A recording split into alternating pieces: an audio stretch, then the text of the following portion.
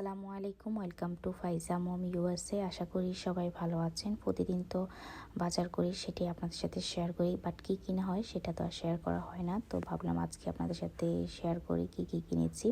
তো একটা স্কোয়াশ নিয়েছি, এত বেশি দাম বেড়েছে শাকসবজির।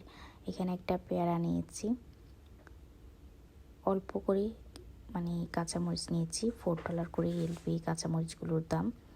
এরপরে এখানের মধ্যে পটল নিলাম, অনেক দিন পরে পটল এনেছি, একবারই ফ্রেশ, ওরা বক্স থেকে বের করেছে আর আমি নিয়ে নিয়েছি।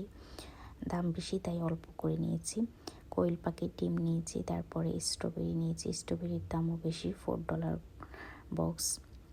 ধনিয়া পাতা নিলাম, এরপরে বেকিং পাউডার, ডালিম আর জিনিসপত্র কিভাবে কিনবো, এত বেশি দাম, কিছু করার নাই, যেটা দরকার সেটাই নিয়েছি। বাট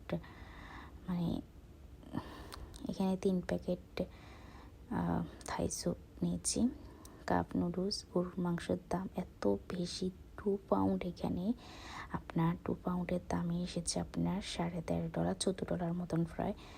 এত বেশি বাসায় ইঁদুর হয়েছে, তাই ইঁদুরের জন্য স্টিকার নিয়েছি।